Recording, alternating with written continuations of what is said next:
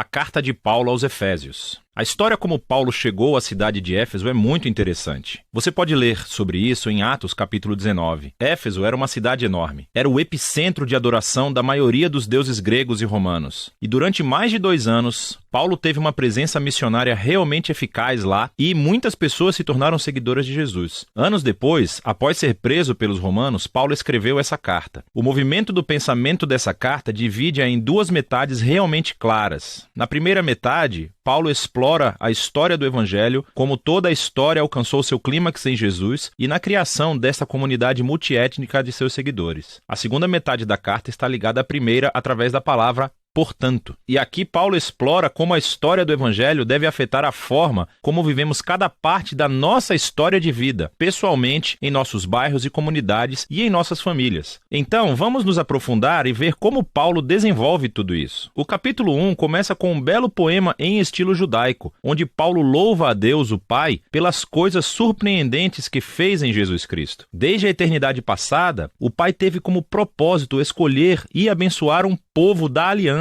Pense aqui na família de Abraão, em Gênesis, capítulo 12, versículos 1 a 3. E agora, através de Jesus, qualquer pessoa pode ser adotada nessa família. A morte de Jesus cobre os nossos piores pecados, os nossos piores fracassos, e em Jesus encontramos a graça de Deus. Na verdade, Paulo diz que essa graça abriu um modo totalmente novo de entendermos cada parte de nossas vidas. Ele diz no capítulo 1, verso 10, que o propósito de Deus era unificar todas as coisas no céu e na terra sob Cristo, que é um título que significa Messias. O plano de Deus sempre foi ter uma enorme família de seres humanos restaurados, unidos em Jesus, o Messias. Esse propósito divino se tornou claro, diz Paulo, quando fomos primeiramente transformados naquela família. E aqui ele está se referindo aos judeus étnicos e à família de Abraão. Mas então Paulo fala sobre vocês, e aqui ele quer dizer não judeus. Todos vocês ouviram sobre Jesus e a salvação através dele, e foram trazidos para essa família pela obra do Espírito Santo. E assim, aqui, ele está se referindo aos eventos relatados nas histórias dos Atos, sobre como o Espírito de Deus reuniu judeus e não judeus em uma única família em Jesus, tal como Deus prometeu a Abraão há muito tempo atrás. Note também como, nesse poema, Paulo começa falando sobre Deus o Pai, e depois sobre Jesus o Filho, e aqui no final sobre o Espírito. Os 3 trabalham juntos quando Paulo conta a história do Evangelho. É muito legal. Depois do poema, Paulo responde com uma oração. Ele ora para que esses seguidores de Jesus não apenas conheçam, mas experimentem pessoalmente o poder do Evangelho. Que eles sejam energizados pelo mesmo poder que ressuscitou Jesus dos mortos e o colocou como a cabeça exaltada de todo o mundo. Agora, no capítulo 2, Paulo retrocede e desenvolve algumas ideias-chave do poema do capítulo 1, especialmente sobre a graça de Deus e essa nova família multiétnica de Jesus. Ele começa recontando a história de como esses cristãos não-judeus conheceram Jesus. Antes de ouvir sobre Jesus, eles estavam fisicamente vivos, mas estavam espiritualmente mortos. Eles estavam presos em uma vida de egoísmo e sem propósito, e estavam sendo enganados pelas forças espirituais do mal. Mas, surpreendentemente, Deus, em seu grande amor e misericórdia, os salvou. Ele perdoou todos os seus pecados e juntou às suas vidas a vida de ressurreição de Jesus, e ele também os trouxe de volta à vida. E agora, tendo sido criados como novos seres humanos através de Jesus, eles têm a alegria de descobrir todos os novos chamados, propósitos e tarefas que Deus colocou diante deles. Eles não só foram presenteados com a graça de Deus, como também foram convidados para uma nova família. Antes de ouvir sobre Jesus, esses não-judeus não estavam apenas afastados de Deus, eles estavam separados do seu povo da aliança, da família de Abraão. E por uma razão muito prática, os mandamentos da aliança do Sinai formavam uma linha divisória ao redor dessa família. Eles eram como uma barreira que mantinha a maioria dos não-judeus afastados. Mas em Jesus, as leis da Torá foram cumpridas e a barreira foi removida. Os 2 grupos étnicos se tornam, como Paulo afirma, uma nova humanidade unificada, capaz de viver em paz. Então, Paulo continua no capítulo 3 a se maravilhar com o papel único que ele teve de espalhar essa boa notícia para o povo não-judeu. E mesmo estando na prisão, ele agradece a Deus pela chance que teve de ver essa família da aliança crescer tanto. Então, Paulo termina a primeira metade da carta com outra oração. Dessa vez, ele ora para para que os seguidores de Jesus sejam fortalecidos pelo Espírito de Deus para simplesmente compreender e entender o amor que Cristo tem pelo seu povo. A segunda metade da carta começa com Paulo mudando de ritmo, e ele começa a desafiar o leitor a responder à história do Evangelho pela maneira como vive a sua própria história de vida. Então ele começa no capítulo 4 com a vida cotidiana da igreja. A igreja é uma grande família com muitos tipos diferentes de pessoas, mas ele enfatiza que eles são um, e um é a palavra-chave nesse capítulo. Eles são um corpo que é unificado por um Espírito. Eles têm um só Senhor com uma fé. Eles têm um batismo. Eles acreditam em um Deus. Isso é muita união. No entanto, diz Paulo, a unidade não é a mesma coisa que uniformidade. Ele continua a explorar como a nova família de Jesus consiste em muitos tipos de pessoas muito diferentes, mas todos são capacitados pelo único Espírito Santo, cada um usando seus talentos e paixões únicas para servir e amar uns aos outros e para edificar a igreja. E aqui ele usa duas metáforas muito legais. Uma é a construção da igreja como um novo templo, e a segunda é que todos estão se tornando uma nova humanidade, com Jesus como a cabeça. E essa nova humanidade é uma metáfora que ele vai usar nos próximos capítulos. Paulo desafia todo cristão a retirar a sua velha humanidade como um conjunto de roupas velhas e a revestir-se de sua nova humanidade na qual a imagem de Deus está sendo restaurada. E ele então segue para essa longa sessão onde ele compara a humanidade nova e velha. Então, em vez de mentir, novos humanos falam a verdade. Em vez de guardar raiva, eles resolvem seus conflitos pacificamente. Em vez de roubar, os novos seres humanos são generosos. Em vez de fofocar, eles encorajam as pessoas com suas palavras. Em vez de se vingar, os novos seres humanos perdoam. Em vez de gratificar todo o impulso sexual, os novos seres humanos cultivam o autocontrole de seus desejos corporais. Em vez de ficar bêbados, os novos seres humanos vivem sob a influência do Espírito de Deus. E ele explica como era essa influência